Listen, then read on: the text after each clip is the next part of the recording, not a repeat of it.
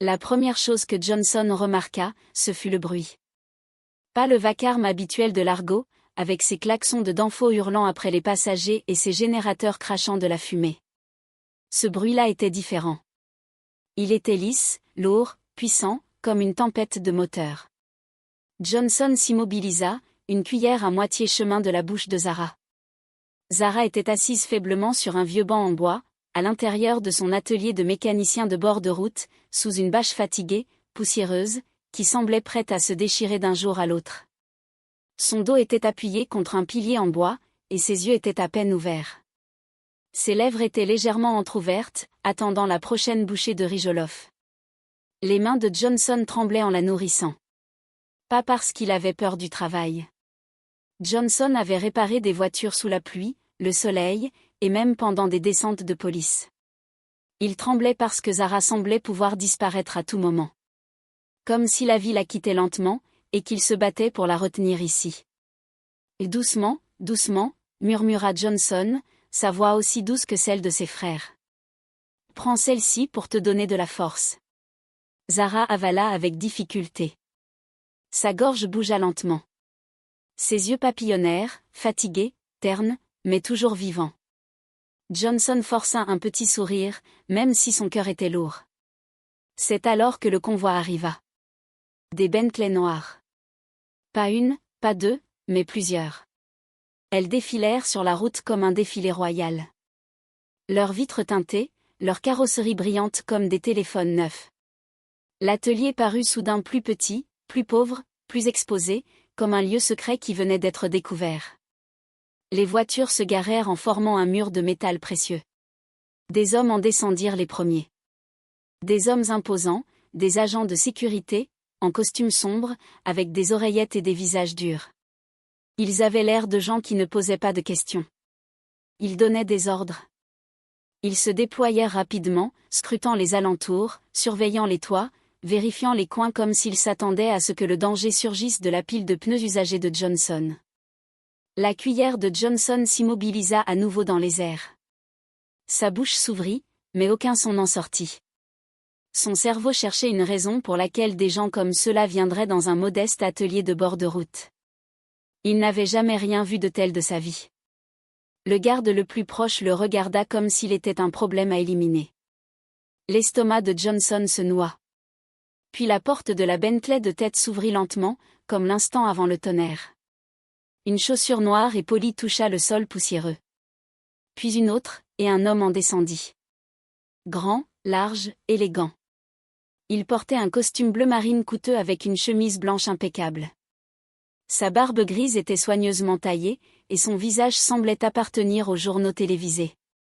Sérieux, maîtrisé, puissant. Même sans que personne ne prononce son nom, on devinait que cet homme avait de l'argent et de l'autorité. L'air changea. Toute la route sembla retenir son souffle. Le garde se redressa. Un marchand ambulant à proximité cessa de crier. Même le vent parut se taire. L'homme regarda autour de lui une fois. Ses yeux se posèrent sur l'atelier de Johnson. Puis il commença à marcher vers lui, un pas à la fois, calme, comme s'il possédait la route. Le cœur de Johnson battit plus vite. Son esprit s'emballa. Ai-je fait quelque chose de mal? Est-ce à cause de la voiture de ce client la semaine dernière? Est-ce la police? Le gouvernement? Mais cet homme ne ressemblait pas à un policier. Il avait l'air de quelqu'un que la police respectait. Johnson se leva rapidement, manquant de faire tomber l'assiette de nourriture. Il s'essuya les mains grasses sur sa combinaison de mécanicien tachée, même si cela ne servit à rien. Ses doigts étaient toujours noirs de cambouis. L'homme s'approcha. Ses yeux étaient fixés droit devant. Johnson remarqua quelque chose d'étrange. Le visage de l'homme était tendu par la douleur. Pas par la colère. La douleur d'un père retenant ses larmes. Johnson avala difficilement sa salive. Zara bougea légèrement derrière lui. Elle était faible, mais le bruit du convoi l'avait atteinte, elle aussi. Sa tête se souleva un peu. Ses yeux essayèrent de se concentrer. L'homme entra dans l'atelier. La poussière du sol salit le bas de son pantalon coûteux, mais il s'en moquait. Il jeta un regard à Johnson. Puis ses yeux passèrent au-delà de lui et se fixèrent sur Zara. Le souffle de l'homme se bloqua. Ses épaules tressaillirent, comme si on l'avait frappé à la poitrine. Pendant une seconde, il ne bougea pas. Il se contenta de la regarder. Puis soudain, il se précipita en avant. Pas lentement, pas prudemment. Il se précipita comme un homme courant vers quelque chose qu'il avait cherché dans un cauchemar. Johnson recula, choqué. « Monsieur » commença Johnson, mais l'homme ne lui répondit pas. Il tomba à genoux sur le sol poussiéreux. Son costume toucha la terre. Son genou atterrit dans le sable. Et cet homme puissant, cet homme qui semblait pouvoir acheter la moitié de la gosse, se mit à pleurer. De vraies larmes.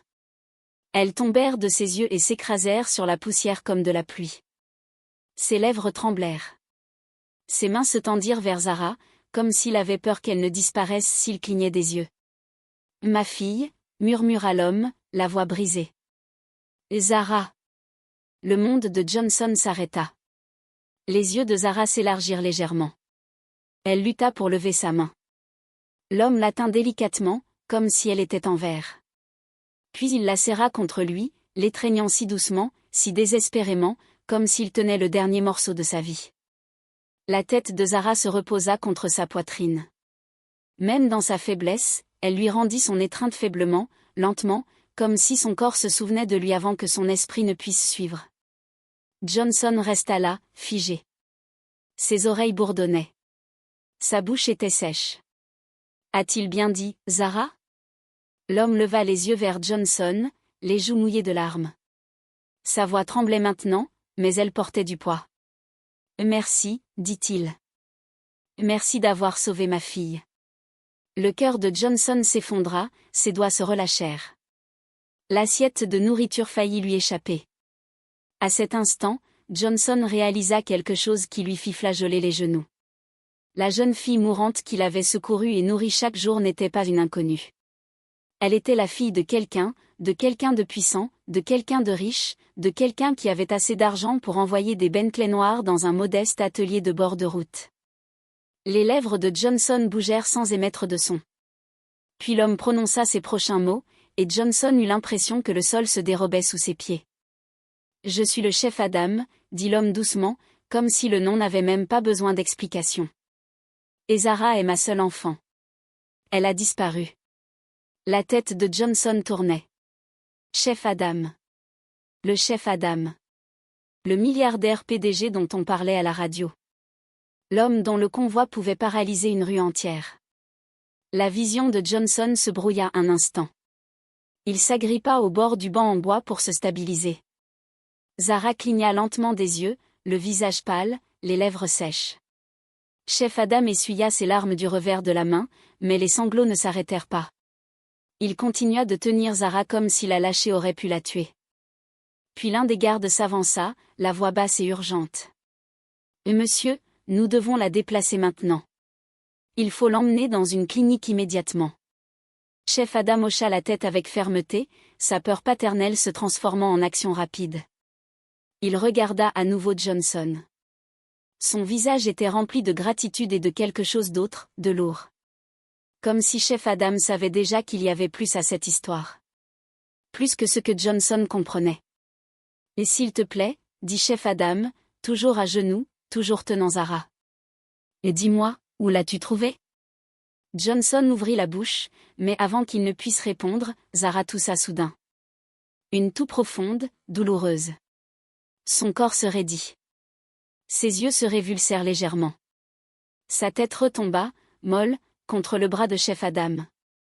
Le visage de chef Adam changea en une seconde, passant de la gratitude à la terreur. « Zara » hurla-t-il. Les gardes réagirent instantanément.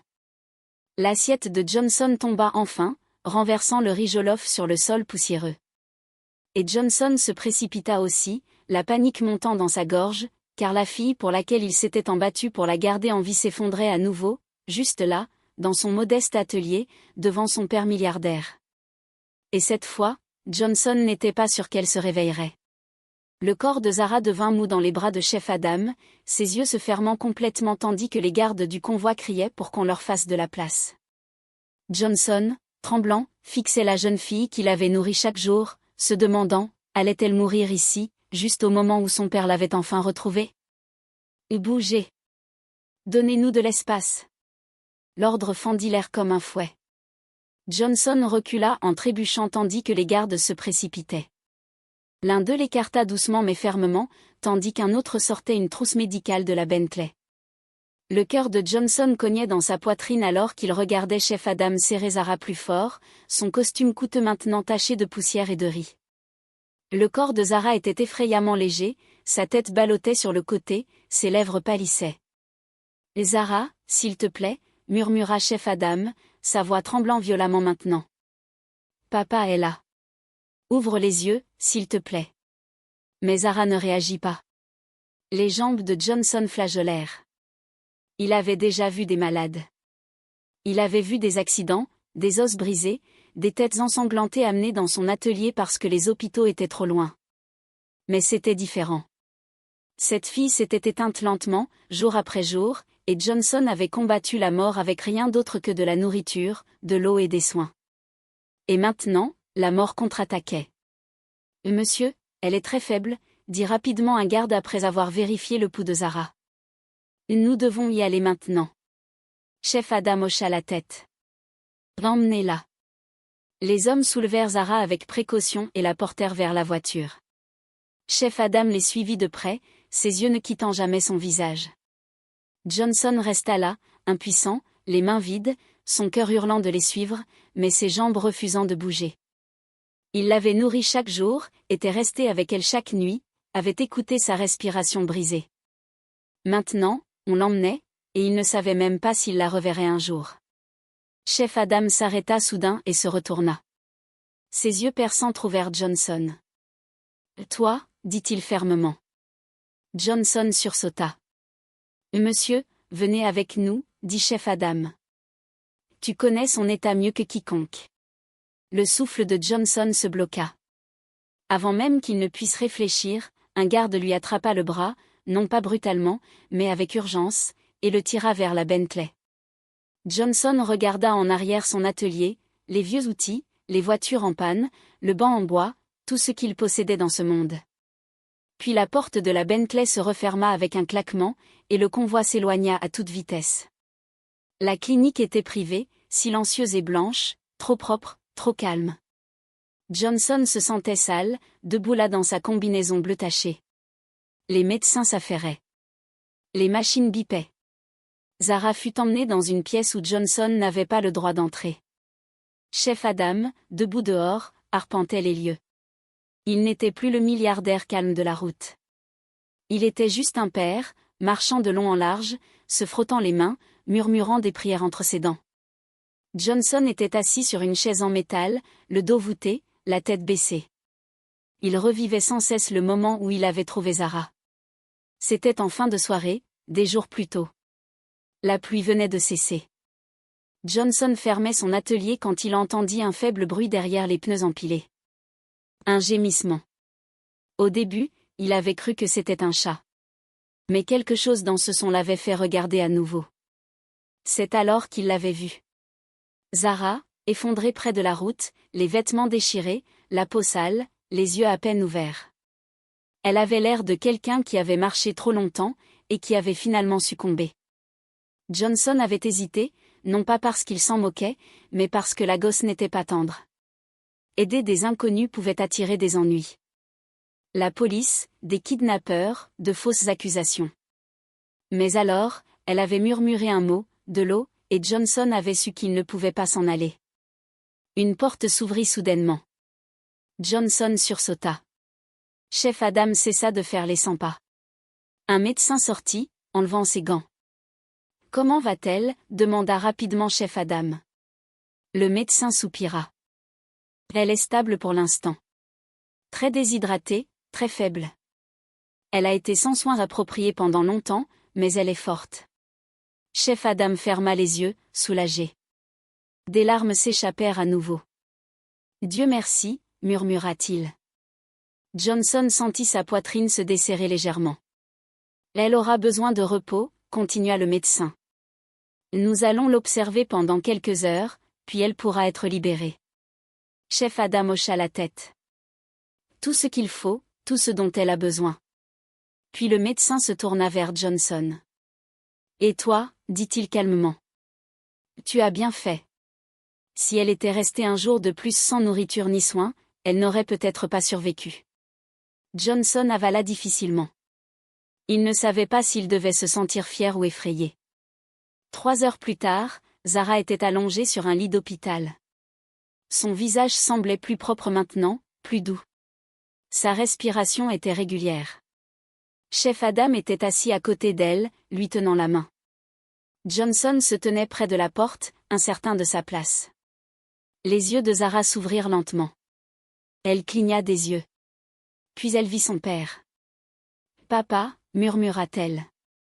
Chef Adam se pencha instantanément vers elle. « Je suis là. Je suis là. » Ses yeux se déplacèrent lentement jusqu'à trouver Johnson. Un faible sourire effleura ses lèvres. Le cœur de Johnson fit un bond. « Merci » murmura-t-elle faiblement.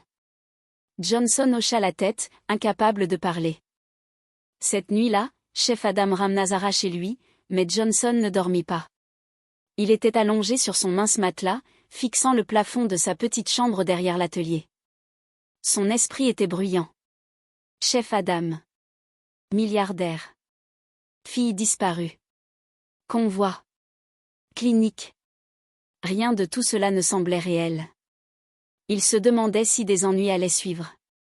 Il se demandait s'il serait interrogé, accusé, blâmé. À Lagos, la gentillesse avait toujours un prix.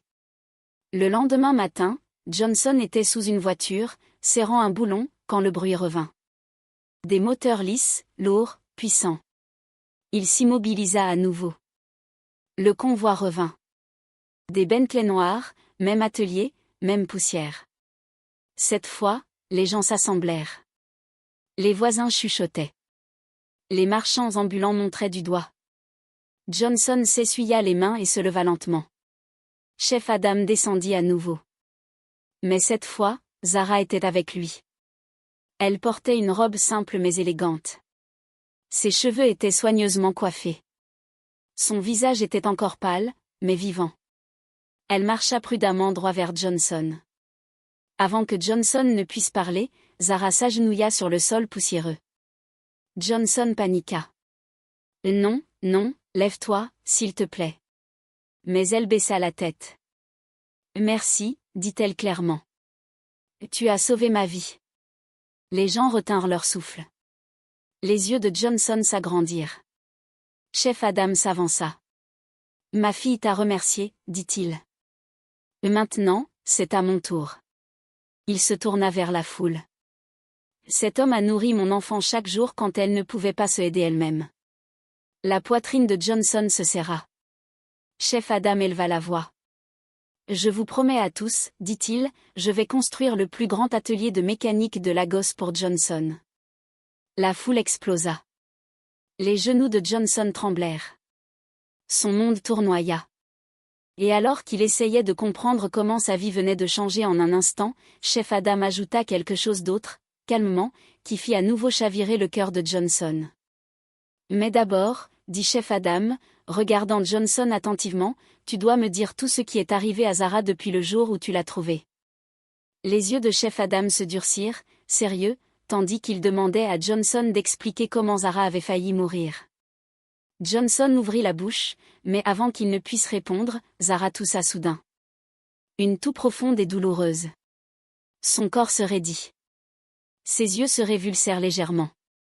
Sa tête retomba, molle, contre l'épaule de Chef Adam.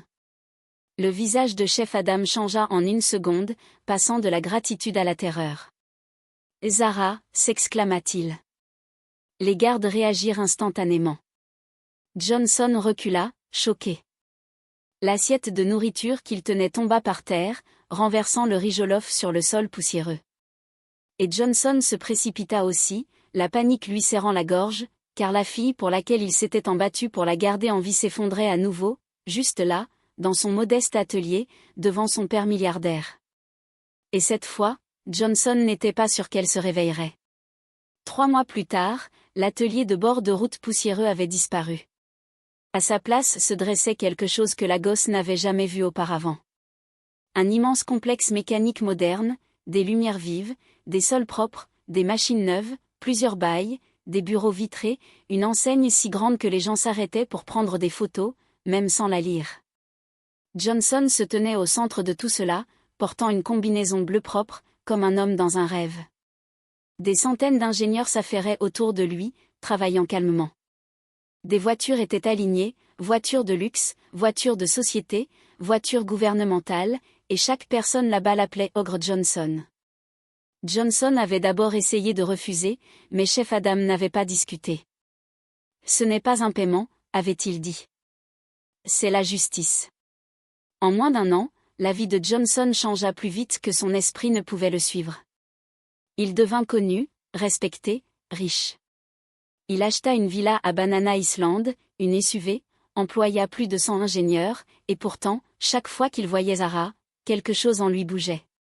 Zara venait souvent, d'abord juste pour le remercier à nouveau. Plus tard, pour s'asseoir et discuter. Elle posait des questions sur les moteurs, sur l'enfance de Johnson, sur la façon dont il avait appris à survivre seul. Johnson essayait de garder ses distances. Elle était la fille d'un milliardaire. Lui, un mécanicien qui avait déjà vécu de pain et de thé. Mais la vie les poussait l'un vers l'autre. L'entreprise de Johnson s'occupait de l'entretien de toutes les voitures de chef Adam et de tous ses véhicules de société. Les réunions devinrent des conversations. Les conversations devinrent des éclats de rire. Le rire devint un silence lourd de sens. Un soir, alors que le soleil se couchait derrière le bâtiment, Zara se tenait près de Johnson, regardant les ouvriers fermés pour la journée. « Et sais-tu ce qui m'a vraiment sauvée » demanda-t-elle doucement. Johnson réfléchit un instant. « La nourriture. » Elle secoua la tête. « Pas seulement la nourriture, dit-elle.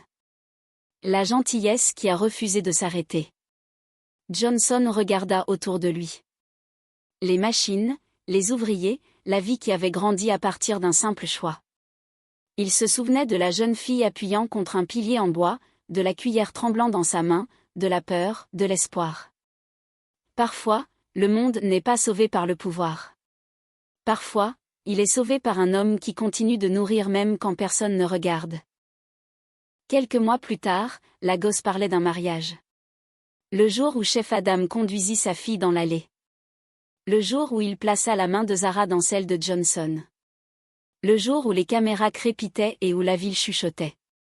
Mais alors que les vœux allaient commencer, un homme s'avança de la foule, hurlant et pointant du doigt. « Ce mariage ne doit pas avoir lieu, hurla-t-il. Ce mécanicien cache quelque chose. » La salle explosa en bruit. Le cœur de Johnson s'effondra. Zara se tourna vers lui, confuse. Chef Adam resta immobile et l'homme leva la main, tenant un document. « Ce papier, dit-il fort, va détruire tout ce que vous croyez savoir sur Johnson. » Devant l'assemblée du mariage, un inconnu accusait Johnson de cacher un sombre secret et prétendait en avoir la preuve. Johnson resta figé, sachant qu'une vérité de son passé pouvait tout détruire. La salle de réception retint son souffle. L'inspectrice Adabio pointa Johnson du doigt et accusa. « Les hommes qui ont kidnappé Zara sont toujours en liberté. Nous croyons que quelqu'un ici aujourd'hui les a aidés. » Zara recula de Johnson, choquée. Chef Adam plissa les yeux. Maintenant, Johnson ne défendait pas seulement son passé, il se battait pour sa liberté.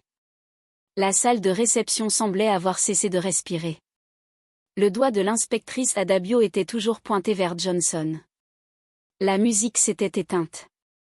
Les sourires avaient disparu. La joie qui remplissait la salle s'était évaporée comme de l'eau versée sur du sable sec. « Johnson, » murmura Zara, sa voix tremblante. « Et dis-moi qu'elle a tort. » La bouche de Johnson s'ouvrit, mais pendant une seconde, aucun son n'en sortit. Chaque souvenir le submergea à la fois. La cellule, la faim, les nuits où il dormait à côté des moteurs parce qu'il n'avait nulle part où aller. Le jour où il avait trouvé Zara à peine vivante derrière ses pneus.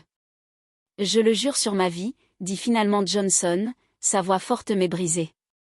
Je n'ai rien à voir avec ceux qui lui ont fait du mal. Je préférerais mourir plutôt que de faire du mal à Zara. L'inspectrice Adabio leva doucement la paume de sa main. Personne ne l'a déclaré coupable, dit-elle fermement. Ce n'est pas un procès. Chef Adam s'avança, son visage indéchiffrable. Vous avez pointé du doigt l'homme qui a sauvé ma fille, dit-il lentement. Vous allez expliquer chaque mot. L'inspectrice Adabio hocha la tête. Quand Zara a été kidnappée, commença-t-elle, nous avons traqué le groupe responsable. Ce n'étaient pas des amateurs.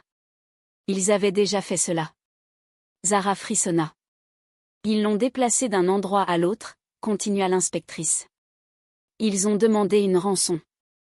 Mais quelque chose a mal tourné. La salle se tut à nouveau.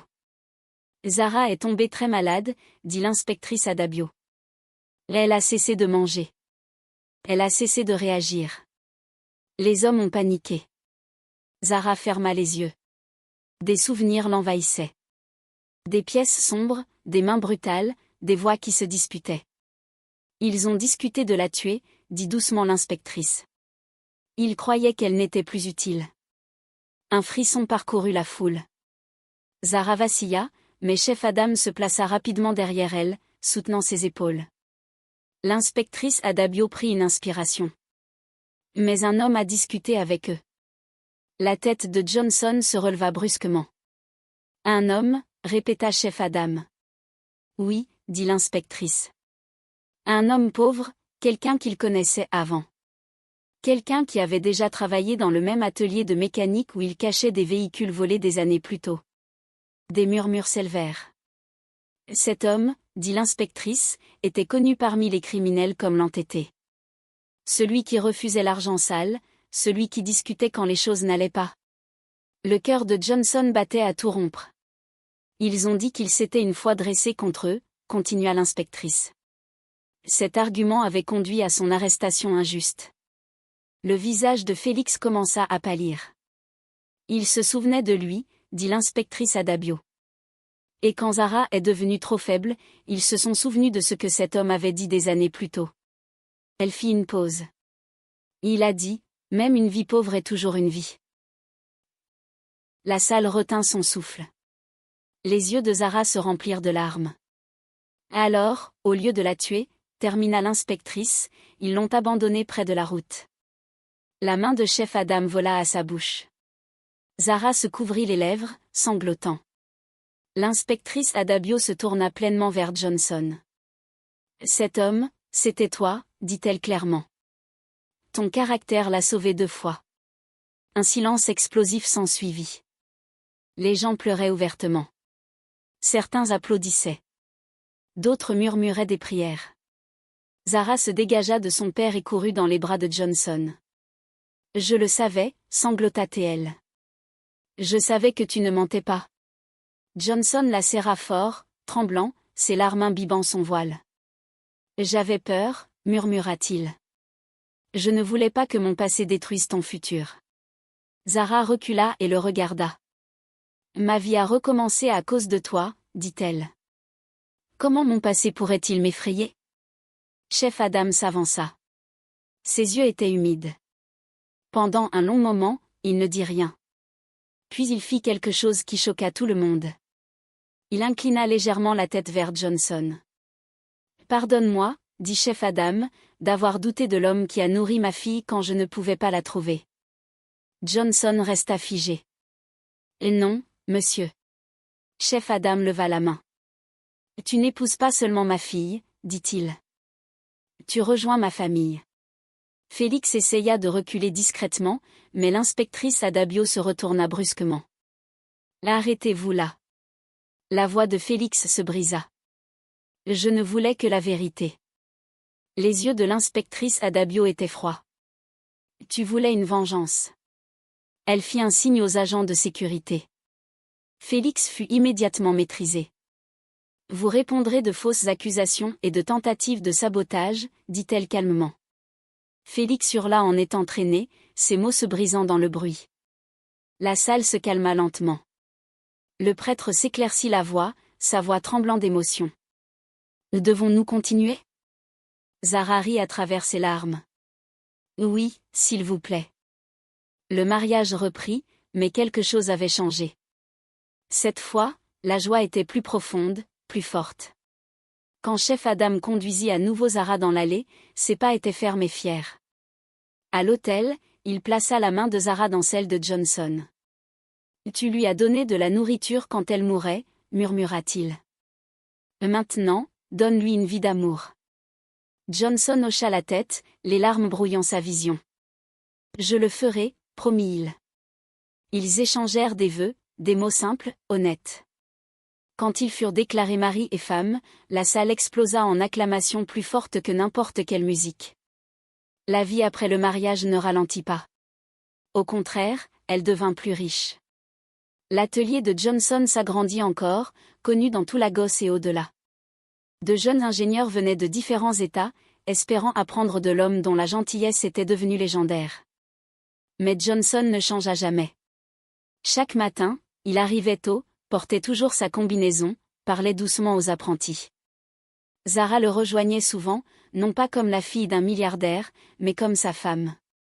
Un jour, elle trouva le vieux banc en bois rangé derrière l'atelier. « C'est ici que j'étais assise, dit-elle doucement. Johnson hocha la tête. « Et c'est ici que j'ai appris qui j'étais vraiment, » répondit-il. Ensemble, ils commencèrent quelque chose de nouveau. Chaque vendredi, de la nourriture était préparée et envoyée aux travailleurs des rues, aux refuges pour sans-abri, aux cliniques. Zara insistait pour y aller. Elle servait les assiettes de ses propres mains. Quand les gens la remerciaient, elle souriait et disait « Quelqu'un m'a nourri un jour quand je ne pouvais pas me tenir debout. » Un soir, alors qu'il regardait le soleil se coucher sur l'atelier, Zara s'appuya contre Johnson. « Et sais-tu ce qui m'a vraiment sauvée » demanda-t-elle doucement. Johnson réfléchit un instant. « La nourriture. » Elle secoua la tête. « Pas seulement la nourriture, dit-elle. La gentillesse qui a refusé de s'arrêter. » Johnson regarda autour de lui. Les machines, les ouvriers, la vie qui avait grandi à partir d'un simple choix. Il se souvenait de la jeune fille faible, adossée à un pilier en bois, de la cuillère tremblant dans sa main, de la peur, de l'espoir. Parfois, le monde n'est pas sauvé par le pouvoir. Parfois, il est sauvé par un homme qui continue de nourrir même quand personne ne regarde.